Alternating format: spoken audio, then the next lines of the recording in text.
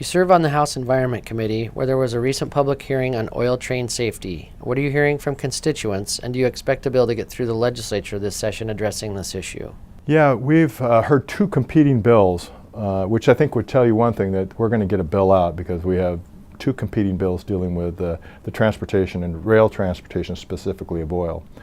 In the committee meeting that we had, there was a lot of dialogue regarding the governor's bill, which was pretty aggressive, and I believe the senator's bill, the Senate bill that came over, was not as aggressive. And we really didn't agree with either one of them. So I believe that we will be taking the Senate bill, working a little more on it, on implementation, on the taxation, probably increasing that slightly, filling in a couple of the holes that were in that bill to make it a little stronger. And we will definitely get a bill out this session that will deal with rail safety. It will deal with how we respond in case of an accident. It will deal with the taxation, which right now oil on rail is not being taxed at all. So there will be at least a 4 cent per gallon tax added to that, which will help to increase safety and deal with some of the issues. There will be a disclosure in that will, and that's probably the biggest dialogue, is regarding the data and the information and how it's going to be disclosed on what's on the trains.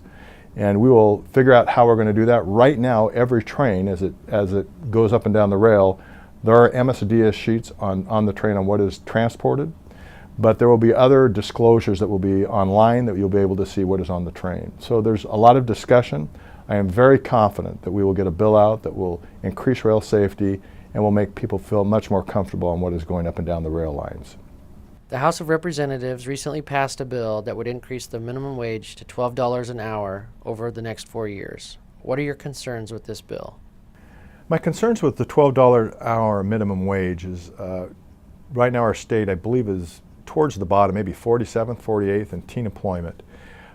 We currently have, which I think is kind of a weird anomaly, we currently have the highest minimum wage in the United States now, but apparently it's not high enough. And I got to be honest with you, for those that are teenagers, they're having an extreme amount of difficulty finding a job, and this will aggravate that even more. I would more prefer to look at, especially those who are not teenagers, who are stuck in a minimum wage job, which I believe this is who the bill really is addressing. I believe we need to really look at more of getting those individuals into an education system or job skills that will help them to improve out of that minimum wage job. That to me is going to be far more important than just raising the minimum wage.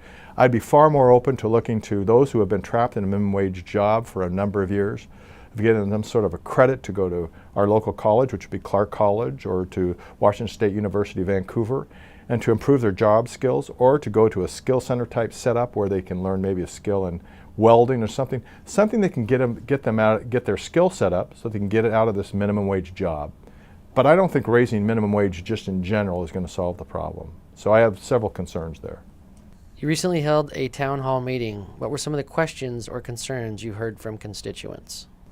Well, I know we already discussed rail, but I don't want to completely leave that because there was a lot of questions on rail from individuals. So I realized from that discussion that the transportation of oil is a critical area is a critical issue in our area, and I want to make sure that will be addressed, and it will be.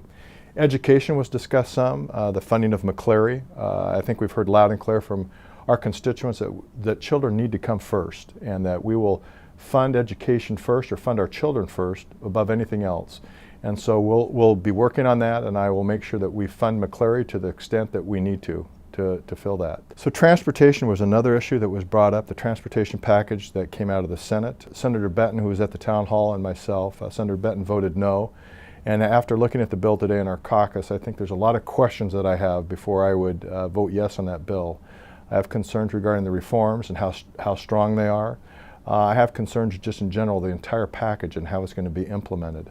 So I will be looking at that issue, be studying it some more, but at this particular time it'd be very difficult for me to vote for that transportation package.